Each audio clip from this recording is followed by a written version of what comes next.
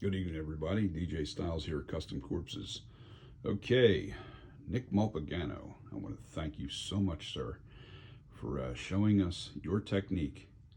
And this was my rendition to that technique, and I pretty much followed you by step with this.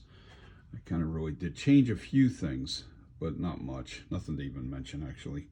It's pretty much your paint scheme, and I did use a little bit more acrylic on the this side of the burnt side instead of the charcoal. I did use some charcoal, but I just found it way too messy for me.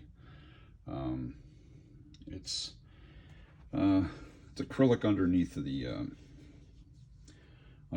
wet look. I went extra wet on this because I wanted to replicate the porch scene where he was soaking wet when he came off that porch. So pretty much this is Custom Corpses overhaul of the Tots Trick or Treat Studios Michael Myers Kills mask. And I want to know what you guys think. Got the blood on the side of the cheek. The depth is definitely there. You can see the runs in the forehead. Let me see if I can tilt the head a little bit so you can see the runs. Yeah, you can see it good. You can see the runs of liquid coming down. It's just some really high shine acrylic that looks wet, but it's dry. But extra shiny. I think the only thing I didn't like, Nick, on this mask is I think I blotched this hair just a little bit too much with the latex white paint, so the orange would show up. Anyway, that was my only mistake. But there's a lot of art and a lot of detail that went into this this mask. I did a lot of work to this. As you can see, it looks really awesome, I think. I'm really happy with this. I almost don't want to sell this. I almost don't want to sell it. I don't think I will. I think I might keep this. I think I'm going to keep this. That's how nice of a piece it is. So with that said, guys, you guys have a great day. Let me know what you think. And let me put a dead-on shot of this at a distance so you can kind of get a good concept of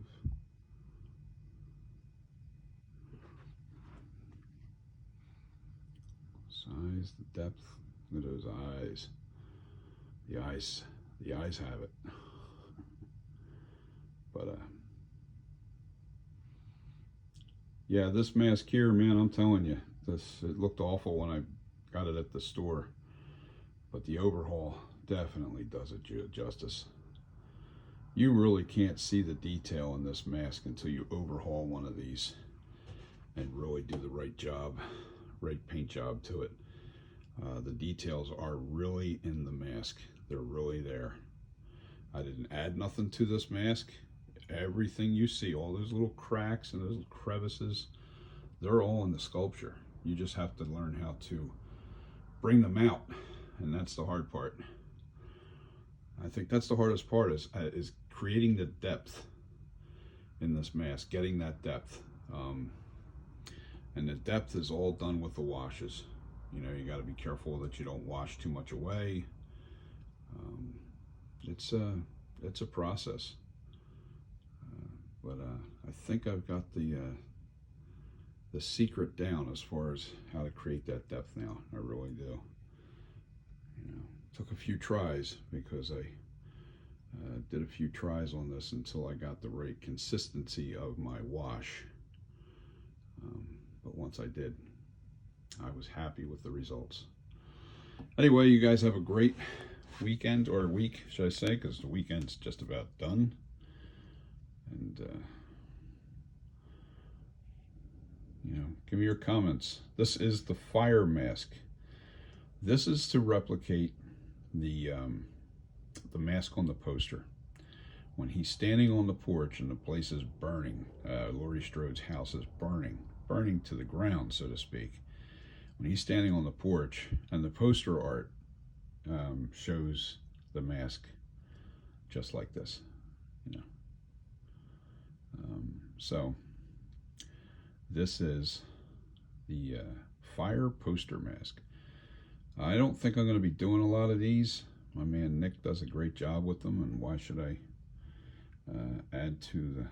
I don't need to do these. I just did this to challenge myself, and the fact is I bought one of these masks to see the exact sculpture when I went to do my night creeper. I wanted to see the detail on the burnt side. That's what I really bought it for, was just to make sure I got the details semi-close. I didn't want to be exact because I'm not trying to replicate the mask exactly.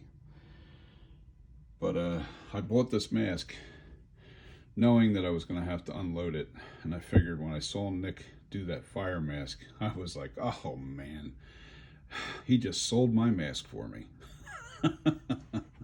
Thank you, Nick. I'm sure you'll see this video. But thank you again, everybody out there following me. I didn't take you through the process because Nick has if you go to Nick at handyboy.com, if I'm correct, or Sing Along with Nick, you can watch Nick actually do the whole process on how to paint this mask. And why do a video that's already been done? And I'm not going to stomp on somebody else's toes, especially guys like Nick that have been doing this for eons. I'm a new guy, and I'm not trying to piss him off. But thank you so much, Nick, for the heads up, and I'm plugging you because the idea came from you. Actually, the concept of the paint job came from you. And you know, it's funny, I did think about doing the poster art, you know, with the red paint, but that was when I first saw the poster. But I never took it any further than that. But Nick, man, that would have been a lot of trial and error, especially with the hair. I think I would have messed up the hair royally because the hair would have never grabbed the orange. You have to do what you did in your video, putting the paint in the hair. Yeah, this looks too blotchy. That's the only thing I didn't like about was the hair on my mask. But needless to say, the artwork on here is absolutely stunning. It's nice. It really is. I think the real magic is all the depth that's in this sculpture. I thought when I looked at the mask that I got I actually went to Spirit of Halloween. I paid top dollar for this mask, and it was the only one they had in the it was the only one on the floor. It was the only one that left, and it wasn't in perfect shape. And I thought, oh man, I hated the look of it. The paint job was awful. So when I looked at it, I thought, well, are the details there? You know, I didn't think the details were in the mask, but they were, and they are, and the proof is in the pudding here. There's nothing drawn on this mask. All the depth that you're seeing, all the cracks that are filled with the dark paint are actually in the mask. There are no pens, no paint, no extra added paint to this. Or I want to say drawing cracks and stuff like that. Nothing's been done like that. You can see all those cracks and details are actually on the mask. Nothing's drawn in there. So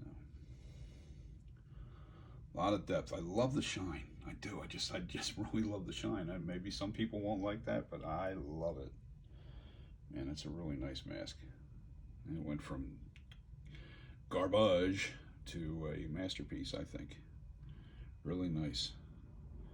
And the orange on the side of the face, just so cool. It turns like an orangish red. It even has a hint of purplish in there. It's crazy. It's not real purple, it's just reflecting off the TV. And you can see, yeah, see? It just disappeared. It was right, the reflection was right here. And you saw this TV go dark, and it disappeared. But really cool. I really love it. Yeah, this is I think this is targeted more towards collectors. This mask, definitely. You know, somebody wants to put it on their shelf along with their poster, or you know, they have the mask to match the poster art, you know, in their DVD collection. You can make yourself a little stand, a special box for it, which I'm in the middle of possibly doing. I'm going to make some custom stands for masks, especially out to all you guys that collect masks. You're going to love these stands when I make them. You're going to friggin' go nuts over them. All right, so look out for them. I have to put them together. All right, peace. Have a great day. Have a great week. Be good to each other. See ya.